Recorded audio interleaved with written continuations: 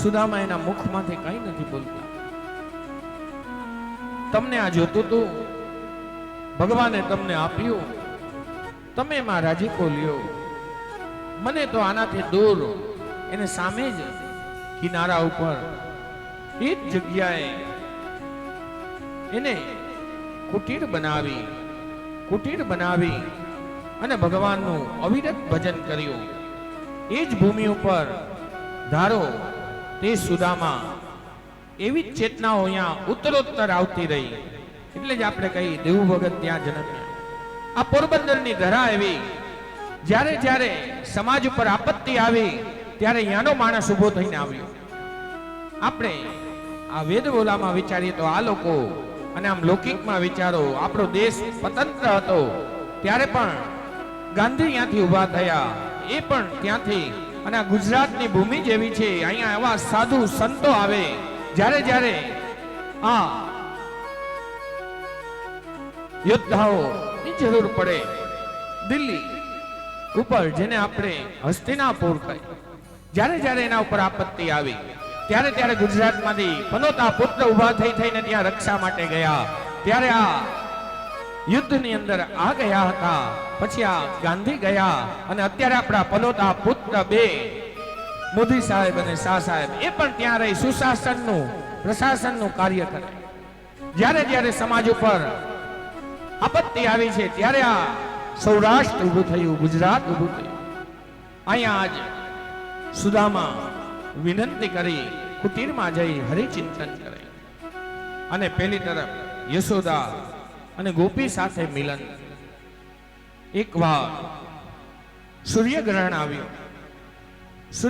આવ્યું અને કુરુક્ષેત્રની અંદર વ્રજથી બધા આવ્યા, પાંડવો આવ્યા અને બધા ગ્વાલો પણ આવ્યા. કૃષ્ણ પણ દ્વારકાથી ગયા હતા અને ત્યાં કુરુક્ષેત્રની અંદર મોટી રાવટી કૃષ્ણની હતી. નંદ જશોદા આવ્યા. આપણે સંક્ષિપ્તમાં કરીએ. ઉદ્ધવજીને ખબર પડી, ઉદ્ધવજીએ જઈને ભગવાનને પ્રાર્થના કરી. ભગવાન ત્યાંથી દોડતા આવ્યા, નંદ જશોદાને ભેટી પડ્યા. માં આટલી વયોવૃદ્ધ હતી, એના પરિપાન કરાવા. એ જ સમયે માં નવ ચેતના એનામાં જાગૃત થઈ. કૃષ્ણને આલિંગન કર્યું છે. માના ખોરામાં ભગવાન બેઠા. માં એને વિસરાવે. માને ભગવાન પણ પૂછે, કેમ છે માં, શું છે, આમ છે તેમ છે, બધી વાતચીત કરી.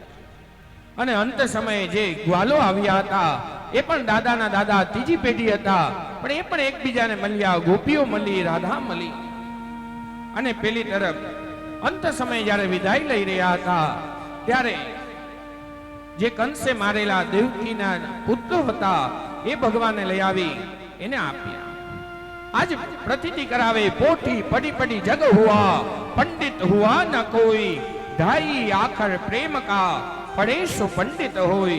नारायण बिनु प्रेम के पंडित पशु समान, तातो अति मुख भयो जो मुख रटत नहीं राम. जे ना मुख माथे कोई दी राम कृष्ण कृष्ण करता ओधव प्राण मारा जाय. जेना मन माथे कृष्ण कृष्ण कृष्ण अविरत चालतु रहेशे એની સાથે ભગવાન છે. આ તરફ અહીંયા દસમ સ્કંદ પૂર્ણ થાય. એકાદશ સ્કંદમાં આપણે પ્રવેશ કરીએ. એકાદશ સ્કંદ એટલે મુક્તિ લીલા. મુક્તિ લીલા એકાદશ સ્કંદની અંદર પૃથ્વીનો ભાર ઉતારવા, 56 કરો યદુવંશનો નિશુલ્ક કરવા. ભગવાનને પણ હવે ખબર પડી ગઈ, હું આ પૃથ્વી પર છું અને પૃથ્વી પરથી જો હું પાછો ચાલ્યો જઈશ તો મારા વંશના, મારા સરનેમ વાળા એ ઉપદ્રવ મચાવી દેશે. એટલે ભગવાને જ્યારે દેવતાઓ આવીને ભગવાનને વિનંતી કરી, પ્રભુ હવે તો તમે ભૂમિનો ભાર ઘણો ઉતાર્યો, હવે તમે પાછા સ્વધામ પોતાના ધામ પધારો. ત્યારે ભગવાને એક નાનકડી કથા નિમિત્ત કરી. ચાતુર્માસ આવ્યો, ઋષિમુનિઓ આવ્યા. ઋષિમુનિઓને વિનંતી કરી કે આ ફેરે દ્વારકામાં ચાતુર્માસ કરો. ત્યારે ઋષિમુનિઓ પિંડારા તીર્થક્ષેત્રમાં ચાતુર્માસ માટે રોકાણા. એ સમયે ભગવાનના દીકરા શામ એ જાંબુવતીના દીકરા હતા. બહુ સુંદરવાન, એકદમ ગૌર્ણ વર્ણ. એને એમ થયું કે આ ભગવાન આપણા દાદા મારા વાલા આ બધા બ્રાહ્મણોને કહે છે, હું બ્રાહ્મણ પ્રતિપાલ, બ્રાહ્મણોને નિત્ય નિરંતર પૂજા કરે છે અને કહે છે આટલા શક્તિશાળી છે, એનામાં ખરેખર શક્તિ છે કે નહીં, આપણે પરીક્ષા કરીએ. ત્યારે શાંબને એક સ્ત્રીનું રૂપ ધારણ કર્યું. બીજા 2-4 ગોવાળો દીકરાઓ સાથે ગયા. ઓલા જ્યાં પૂજા કરી રહ્યા હતા ત્યાં જઈને પૂછે છે, પુષ્ટમ વિજલતીમ સાક્ષાત પ્રભુતામોદર્શિતા. એકાદશ સ્કંદ, પહેલો અધ્યાય અને બીજા શ્લોકમાં આપણે પ્રવેશ કરીએ. વિશ્વામિત્રો, ત્યાં ક્યાં ક્યાં ઋષિઓ હતા તો આજ કહે છે, વિશ્વામિત્રો તસંતિ ચ દુર્વાસા ભૃગરંગિના કશ્યપો વામદેવસ્ય. ત્યાં વિશ્વામિત્ર આદિ બધા ઋષિઓ હતા. ત્યાં દુર્વાસા પણ હતા. બીજા બધા તો શાંત રહ્યા, પહેલી લાઈનમાં બેસવાળા, ચોથી લાઈનમાં દુર્વાસા હતા. એને કીધું ઓલા આગલાવને, ભાઈ તમે આને ખમૈયા ના કરો, એને મારી આગળ મોકલ્યો. તરત દુર્વાસાએ વ્રજબાણ કર્યું કે આના પેટમાંથી ન પુત્રી ન પુત્રો જનનીસ્ય વો મદામૂલ મુસલમ કુશલાસનમ. આનામાંથી મુસલ જન્મશે, નહીં દીકરો નહીં દીકરી, અને તમારા યદુવંશનો નાશ કરશે. આ લોકો પછી તો પોતે ચિંતિત થયા. અને જે સાડી લેપેટી હતી ઉદરના રૂપમાં કે આ મહિનાવાળી છે, અંદરથી મુસલ નીકળ્યું. નાનાજીને આવીને વાત કરી. નાનાજીએ પોતાની રીતે રસ્તો કાઢ્યો અને કહ્યું કે આને સમુદ્ર કિનારે ઘસી નાખો. એને ઘસી નાખ્યું, એમાંથી આ વનસ્પતિઓ નીકળી. ત્યારે દુર્લભ મનુષ્યો દેહો, ત્યારે કહે છે કે એમાંથી જ આ વનસ્પતિઓ નીકળી. મછલીઓ મલ્લા ને પકડા. એક માછલી જે નાનો એવો કટકો લોખંડનો રહી ગયો હતો, એક માછલીના મુખમાં ગયો. એક માછીમારે પકડી, એ માછલીના પેટમાંથી કટકો નીકળ્યો. એ પેલા પારધી એનું બાણનું આગળનું ફણું બનાવ્યો. આ તરફ બધો ઉપદ્રવ વધ્યો. ત્યારે ઉદ્ધવજી આવ્યા. ભગવાનને કહે છે, હે ઉદ્ધવ. અને દેવર્ષિ પણ ભ્રમણ કરતા કરતા આવ્યા, દ્વારકામાં આવ્યા.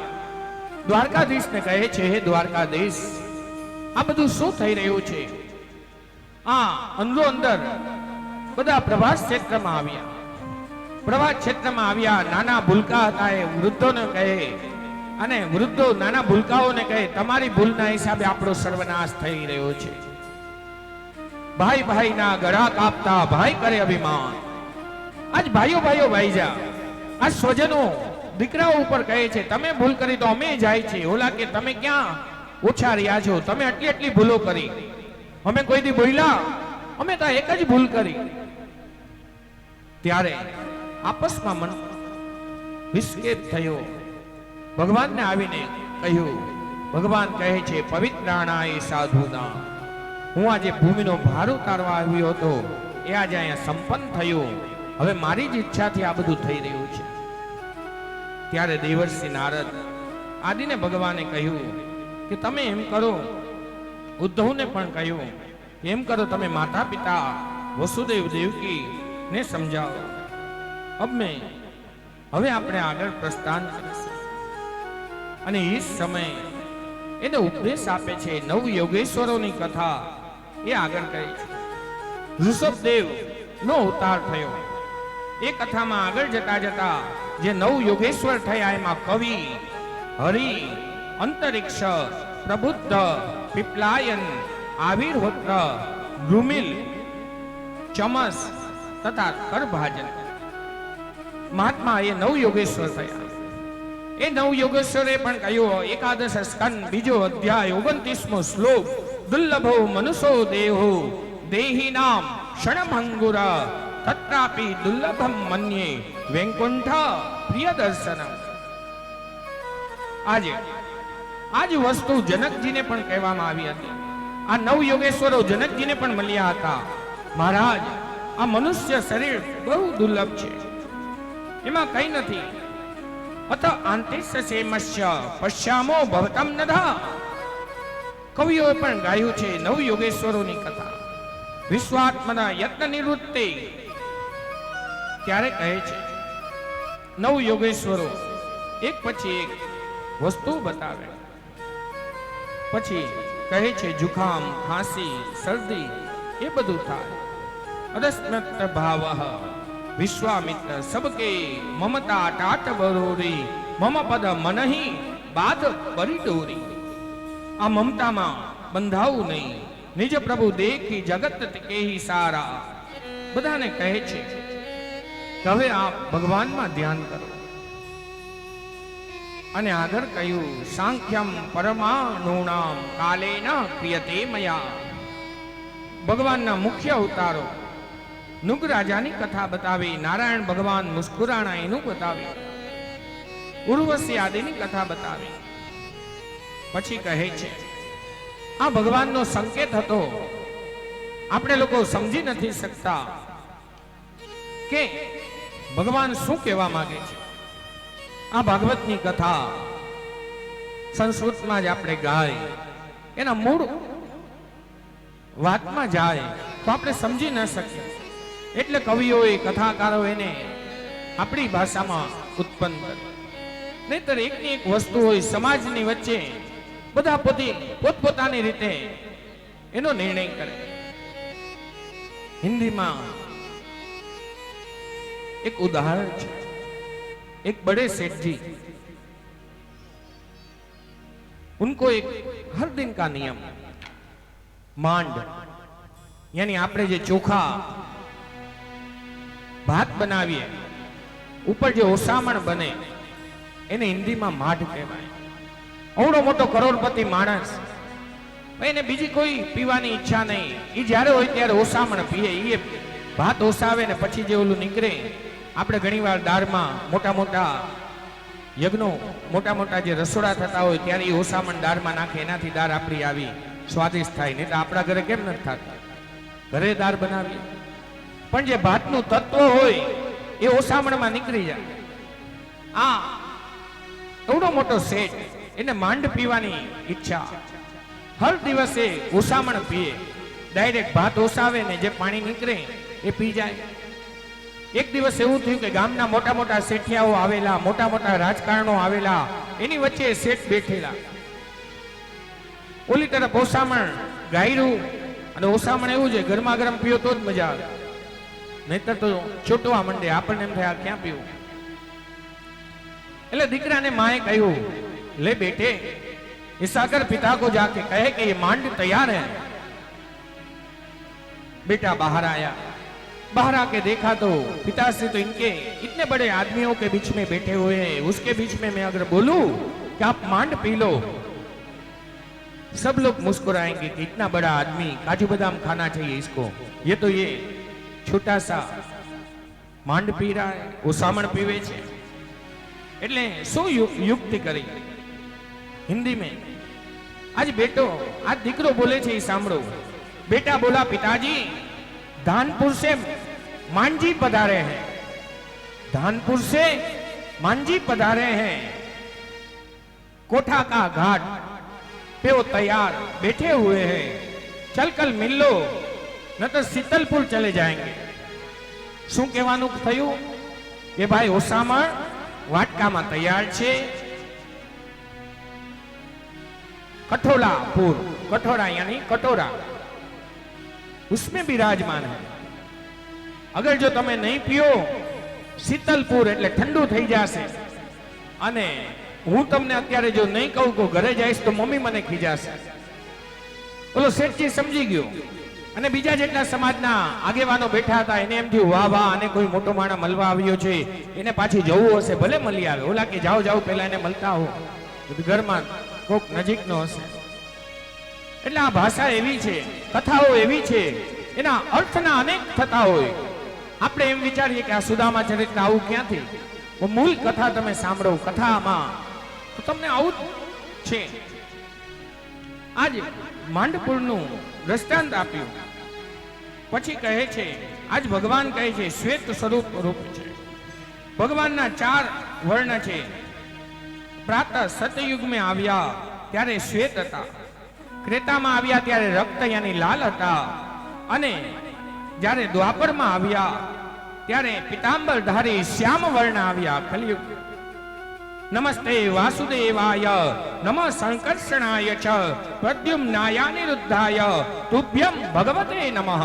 એકાદશ સ્કંદ 5મો અધ્યાય 29મો શ્લોક કહે છે વાસુદેવ સંકર્ષણ એના 4 જ વ્યૂ છે.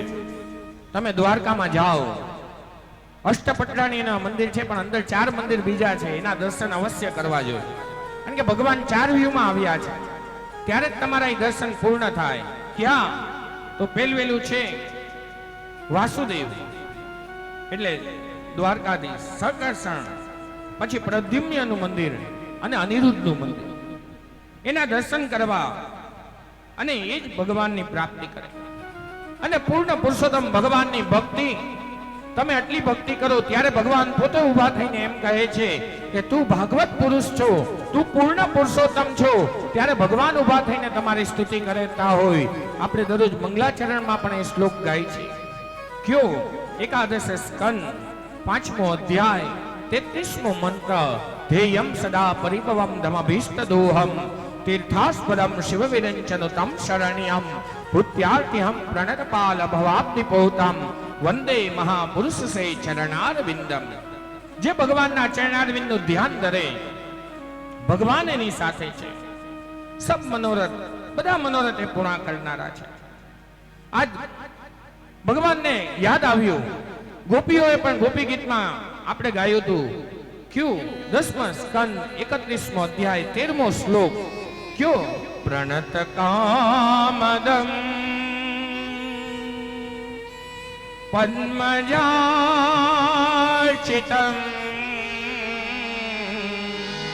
ધરણી મંગલમ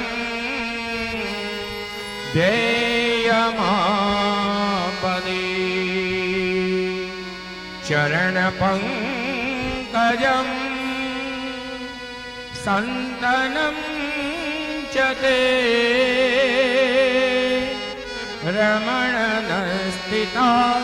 આજ કહે છે ગોપીઓ પણ ભગવાનને નમસ્કાર કરતા કહેતા, હે ભગવાન, ચરણ કેવા છે તમારા. પ્રણત કામદમ, બધા કાર્યોને સંપન્ન કરનારા તમારા ચરણારવિંદનો વંદન કરવાથી, ખાલી સ્મરણ કરવાથી પ્રાપ્તિ થાય. બીજું કહ્યું પ્રણત કામદમ, બધી પ્રકારનો કામના પૂર્ણ કરનારા. પદ્મજાર્ચિતમ, પદ્મ અર્જિત છે. ધરણી મંડલમ, આ ધરતી, આ ધરા ઉપર અમને શાંતિ દેનારા. આ ધરા ઉપર જ્યારે અમારા ઉપર આપત્તિઓ આવી ત્યારે અમે તમારા ચરણારવિંદનું જ સ્મરણ કર્યું. તીર્થાસ્પદમ, આ તીર્થોમાં જવાની જરૂર નથી કે આ તીર્થમાં જાઓ, પેલા તીર્થમાં જાઓ. તમારા ઘરના ભગવાન, તમારા ઘરના જીવતા જોત ભગવાન, તમારા માતા પિતા, એને વંદન કરો તો એ તીર્થ સમાન છે.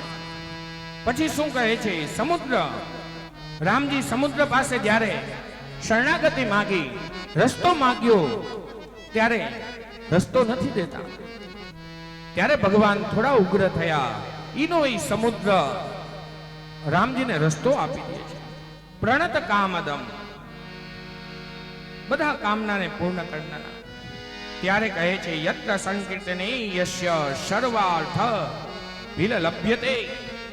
અન્ય યુગ કે અંદર ભગવાન ન મળે, પણ આ કલયુગની અંદર કલો કેશવ કીર્તન, ખાલી કેશવ કેશવ નું કીર્તન કરો.